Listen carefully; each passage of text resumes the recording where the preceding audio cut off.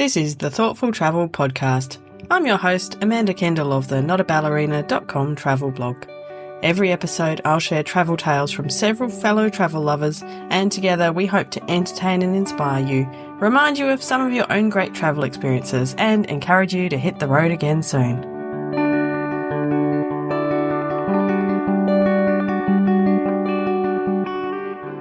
Hello and welcome to episode 343 of the Thoughtful Travel Podcast.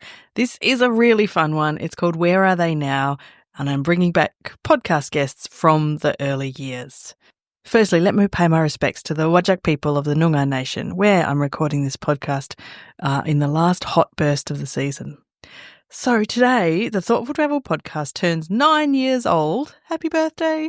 So I have taken this opportunity as a wonderful excuse to reach out to some of my favourite early guests and bring you some kind of updated chats about where they are now. I'm also going to include some quick flashbacks to their chats from many, many years ago, and it's been so much fun to put these together, although I have to say also a little cringy to realise how much less editing I did in the early days of the podcast. Sorry for all those extra ums and ahs in the early days. But without further ado, one of the very, very first guests of the podcast, and definitely the first guest who I didn't know at all, was photographer and adventurer Kiliii Yuyan. So at the time, this is 2016 or late 2015, my then husband had heard Kiliii on a photography podcast that he listened to. And he said, he'd be a great guest. So I just reached out to him cold, the first person I'd done that to, and said, hey, I'm starting this podcast. I didn't even, have any episodes to show him. Would you like to be on it? And I am so grateful that he said yes.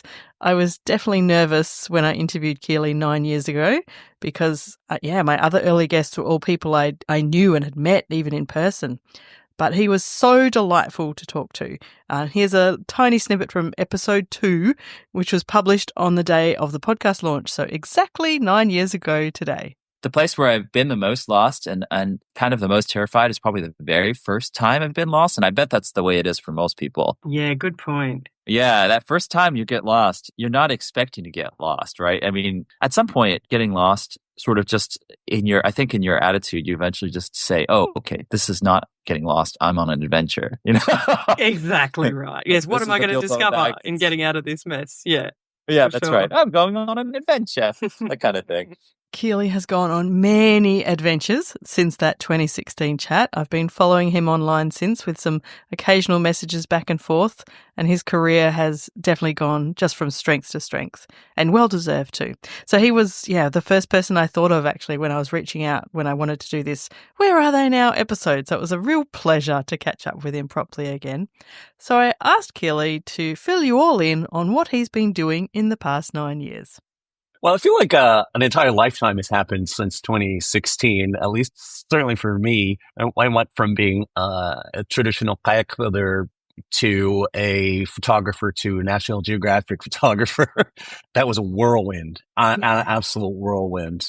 Ton of traveling, of course, but, I don't travel really in the same kind of way that the majority of people on the world do. I have the luxury of being able to do what we call long-form documentary reporting, which means going to a place and embedding and living there for months at a time.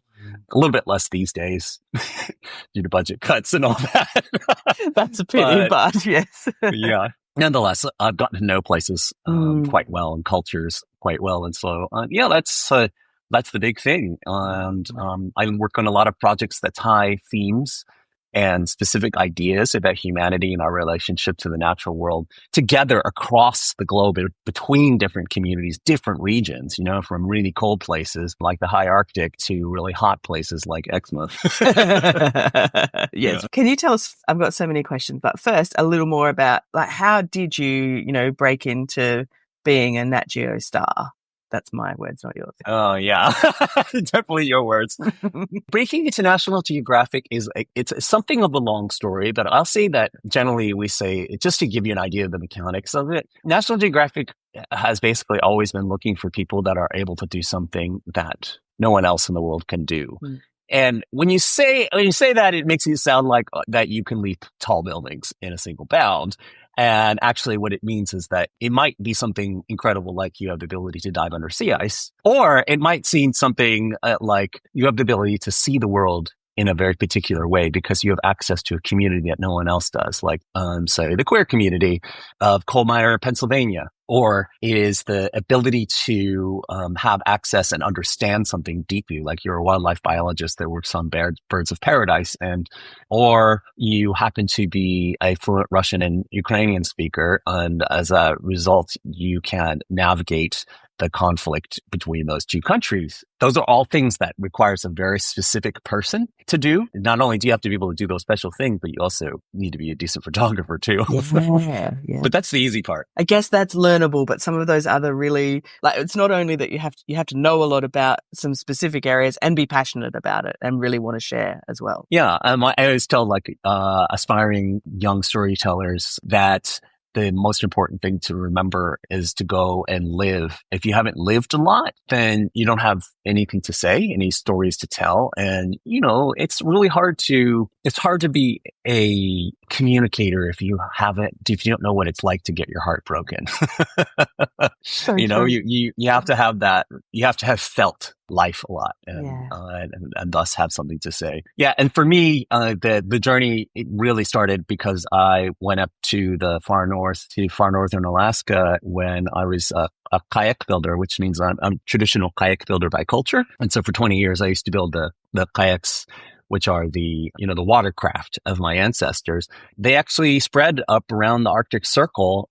They came from my ancestors in Siberia and then spread around the Arctic Circle. And so when I went to Alaska, I went up there actually to learn from one of the elders up there how to do some of the skin sewing, which is information that was largely not lost, but hidden away. There's not a lot of people practicing. And so I went up there and I found a culture that I totally understood and reminded my own family to some degree, but also was really fascinating. And they were up there hunting whales sustainably and living an amazing community with each other, like the kind of love for each other and support for each other that just have not seen anywhere else on Earth.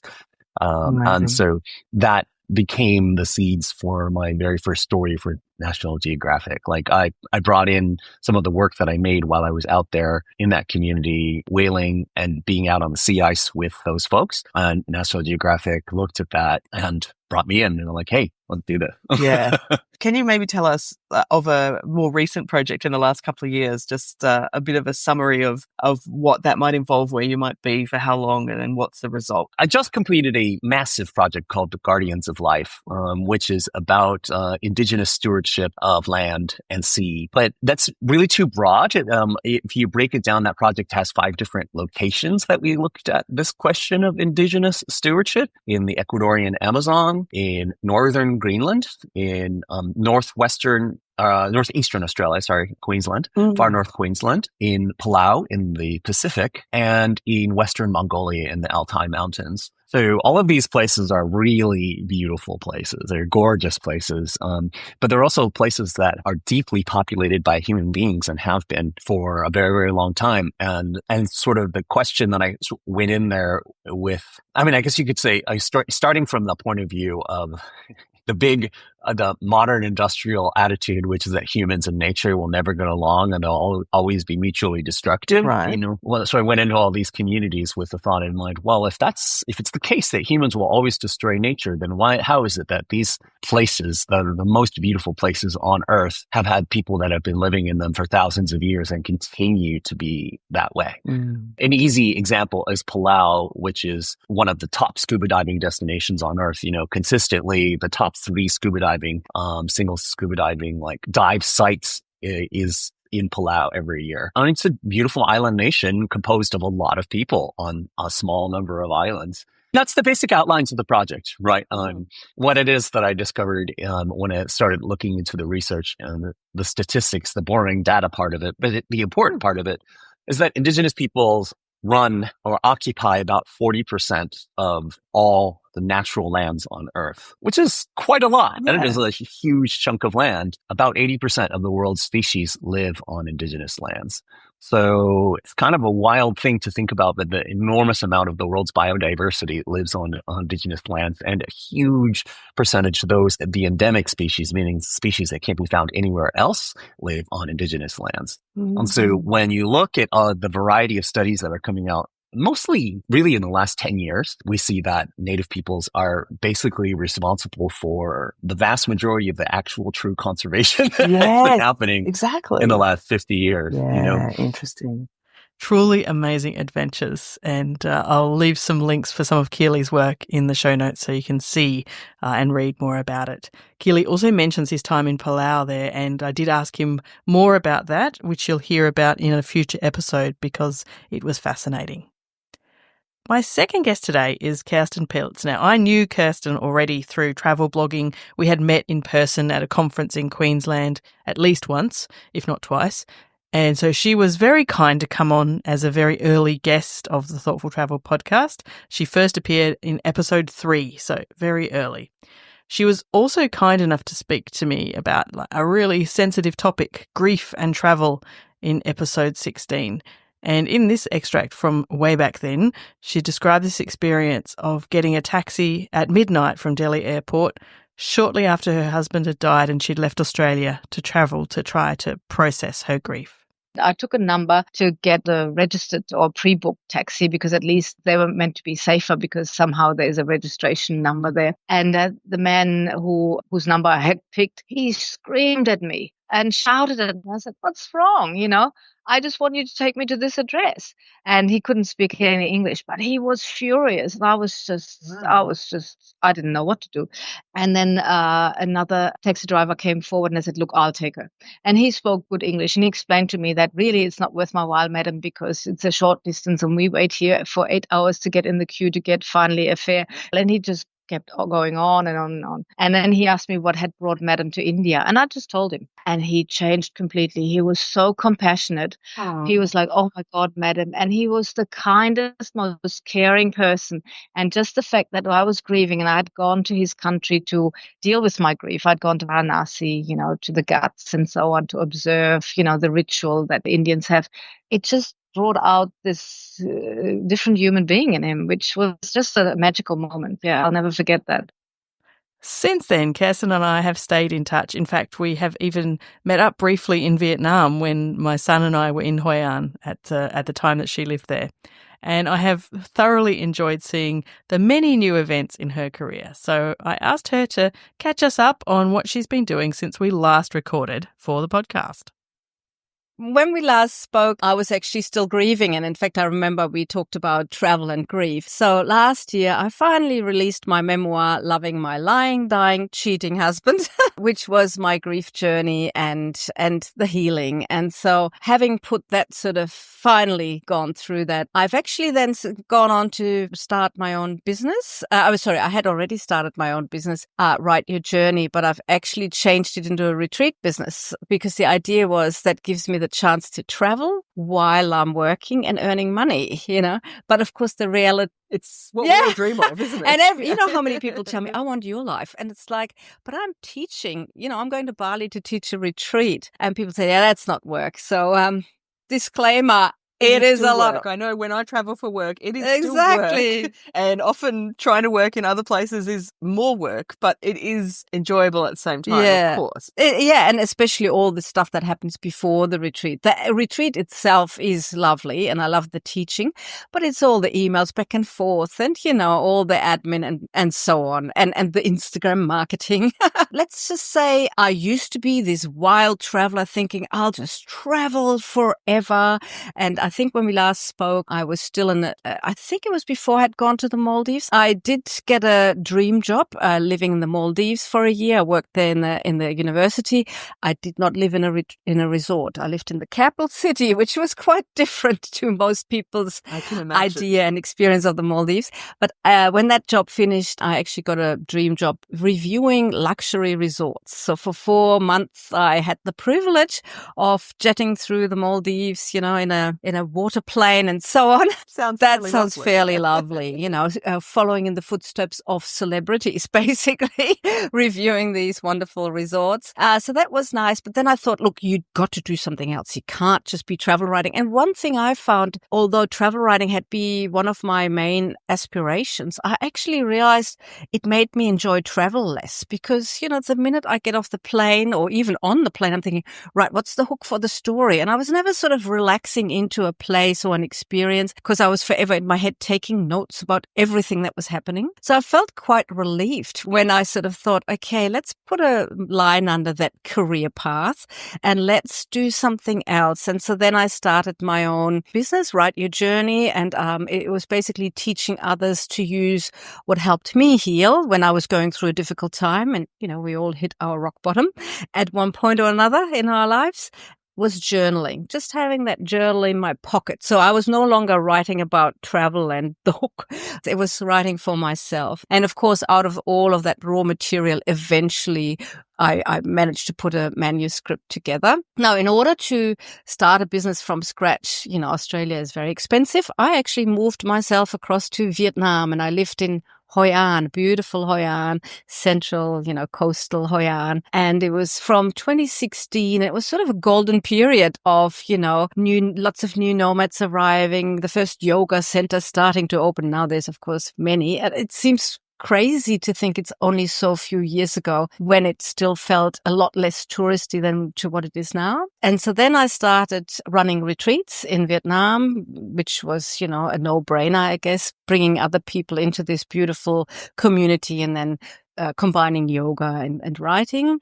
And then, of course, this thing happened where the borders closed. And those.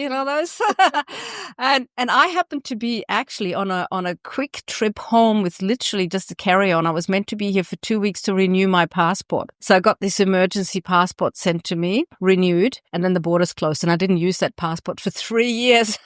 And so you came home, you'd left everything. Yeah, including my partner who got locked into Vietnam and I got locked out of Vietnam.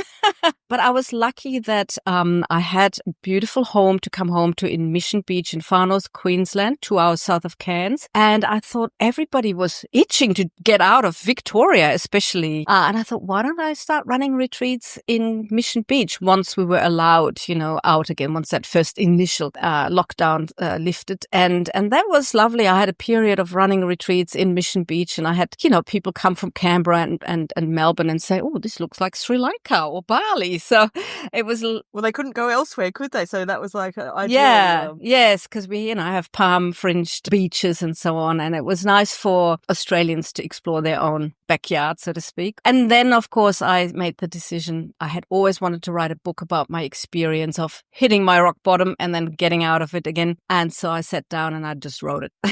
And then I pitched it and I got published. So I was very lucky. Oh, not lucky. I have read it. It's an excellent book. It deserves to be published. So don't say that. So now, last year, I decided I'm now in partnership with another writer, Edwina Shaw, and we decided let's make this a company, Transformational Writing Retreats around the world.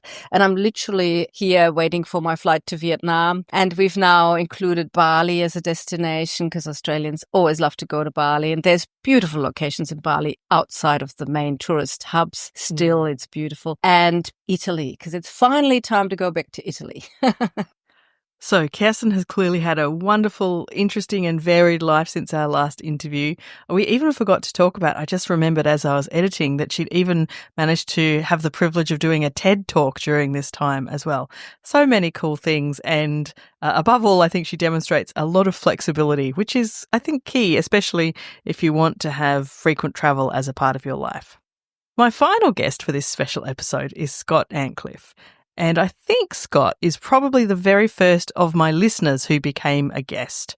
And he first appeared back in episode 193, one of my favourite stories ever about where the travel bug came from. When I was younger, my parents split up when I was about 6 or 7, and my dad, a way for me to spend time with my dad, he was a taxi driver and he used to pick me up and we'd go on airport runs. And I'd never been abroad before at this point, and I only thought it was for the rich people who I perceived were the rich people who my dad picked up from his taxi journeys. and we'd go to Manchester Airport in England. We'd go to Heathrow. And I just remember seeing these couples really happy with suitcases. And I was sat in the front and my dad was asking them about the travels. And I thought, oh, wow, this is so cool. I'd love to do that someday. So when we first spoke, Scott was working as a teacher. He's not anymore, and I asked him to catch us up on all that's happened since. I started teaching in 2014, so I pretty much taught for a decade. But the last few years of my teaching career, I decided the passion and the love for it was dwindling a little bit, not because of the children. The children are by far the best part of the job, without a shadow of a doubt, but just the bureaucracy, the politics of the job, the micromanagement, particularly in the UK, talking to friends who I've got in other countries who teach, the work-life balance in the UK for teachers is terrible. Teachers leaving the profession in record numbers. They're not looking at addressing why. But I had an accident on Boxing Day in 2021 where I tore my quad tendon and I was in a hospital for about 12 days. Gave me some serious thinking time whilst I was in there during the Christmas period. And I think 5th of January, I was allowed to go home. But my recovery period, I didn't work again until April. I couldn't teach again. I had to learn how to walk again, essentially, with this metal plate in my leg. It gave me some serious thinking time in terms of, I knew I loved my photography, which has always been a hobby, but it was something I kind of got into more seriously in 2017 when I bought a DSLR camera, which was, I essentially bought it from a friend using some inheritance money after my mum passed away in 2016. So, and it's nice because when I think of my cameras, I always think, well, my mum helped me by getting into it. That's beautiful. And it's, she never got the opportunity to travel. She never went abroad, my mum, bless her. So I like to think I kind of take images through my eyes and hopefully she can essentially see what I'm doing and be proud of me. So I'm sure she is. Yeah, thank you. I've always been a keen writer and it became a natural extension for me to want to write about travel, which is something I'm passionate about. So I started to think bit more about it, like I said, when I was in the hospital, and I thought, how can I combine my writing and my photography and travel? And then I looked more and more into travel writing, travel photography, but it's such a saturated market in the UK and it's almost quite cliquey and hard to get into when particularly you're not London centric. And because I'm based sort of in Derbyshire, which is about a 2.5 hour, 3 hour drive north of London, it's a little bit harder to go to those events where you're going to meet editors and meet staff. So I won an award. I entered a competition through a magazine called Wanderlust, which is a very big travel publication. I think it's been going for 30 years now. They just celebrated. And I won their Travel Photographer of the Year award, which was a huge, huge honor. There was over 8,000 people entered. And congratulations. Thank you. Yeah, the image I took was taken 10 minutes from my front door in the Peak, in the Peak District. And I thought, I've not got a chance with this image up against all the images taken around the world. In the Great Wall of China, there was Taj Mahal, there was these iconic buildings and amazing landscape images of like the Gobi Desert or Iceland. And I thought, I've not got a chance with my image, which is, albeit a very nice woodland image, in the Peak District, like I say. When I was announced the winner, it was voted for by like travel judges, travel photography judges. I went up on stage and my legs were shaking and I just couldn't believe it. And funnily enough, I then phoned my wife, and shortly after, I went into tears and I'm not surprised. And I said, I've only gone and won. And my wife said, you didn't even cry at our wedding. Oh no! Yeah. So she always reminds me of that in a fun way. So I always love to tell that story because it always gets a laugh. But since that competition win, I've just been trying to use it as a bit of a platform to springboard me to gain more work. So I've been pitching more editors for photography and writing commissions, and I write for Nikon, the camera brand now. So I write for their website and I do travel-based articles. So I wrote a piece about the aurora, photographing the aurora in Iceland recently, and so now I'm just hoping to turn it into more of a career. So I've got my photography business where I photograph a lot of weddings and music. So I work with a lot of artists in the UK, but I'd love to do eventually less weddings and more travel photography and travel writing, because when I was younger, I lived with my grandparents for a number of years when my parents got divorced, and my granddad used to subscribe to National Geographic magazine and Reader's Digest magazine. And being a child who never went abroad, I used to use those images to transport me to places that were kind of out of my radar, really. So I just stared in amazement at pictures of the Aurora, of the Grand Canyon, and these amazing places what I knew I wouldn't be able to access. So essentially these magazines became my way to see the world. So when I first went abroad at the age of 21, it was something that I absolutely loved, and I was glued to the window of the plane like a child. And I went to Canada, so a nice 8.5-hour flight for the first time at 21 years old. And ever since then, I've got the travel bug, and I'm determined to see more of the world and as much of the world as I can. And I thought to myself, life's too short, particularly doing a job you don't enjoy, working all those hours. And I thought, if I'm going to work those hours, I'm happy to do it, but I want to be my own boss. So that's when, I set up the photography business. I'm photographing 48 weddings in 2025. So it's going really well. I've got one in Tuscany. Thank you. Yeah, I've got one in Tuscany in Italy in May, which I'm looking forward to. Beautiful. So that's an old university friend who's invited me to photograph a wedding, which I can't wait to do. Yeah, so it's taken me to places that I never thought was possible, but I'd just love to turn the passion into a career. And after the award win, it seems possible. Scott has had all sorts of changes since we first spoke, and it seems very full circle to think of young Scott daydreaming about travel by looking at his grandfather's National Geographic magazines. I hope one day, like Kiliii, Scott will also be able to see his own photos in those pages. Thank you so much for listening to episode 343, and thank you so much to the guests who all came back. A few shout outs of where you can find out more about what they're up to. Kilii's website is at kiliii.com, that's Kilii. And I'm also going to leave a link in the show notes to just one example of his National Geographic work. I am also leaving a link to Kerstin's book, Loving My Lying, Dying, Cheating Husband. There is, surprisingly, a lot of travel in it, so it's really something that I think all of you might enjoy. And I'll also leave a link to Kerstin's current retreat business, transformationalwritingretreats.com. Some really interesting trips on offer there. And last but definitely not least, Scott's website is at scottantcliffephoto.co.uk. And I'll also leave a link to his Instagram because you can see some of his gorgeous photos there. His Instagram handle is Scott Antcliffe Photo. That's Antcliffe, ANTCLIFFE. As always, please come along and chat with us in the Facebook or LinkedIn groups for Thoughtful Travellers, or sign up to the Thoughtful Travellers newsletter at Substack. You can find that at thoughtfultravel.substack.com. In fact, the latest edition of the newsletter at Substack has a bunch of other ways you can support the podcast too, to celebrate the 9th birthday. So head on over and find out more. All of this info and more is in the show notes. For this episode, the show notes are at notaballerina.com/343.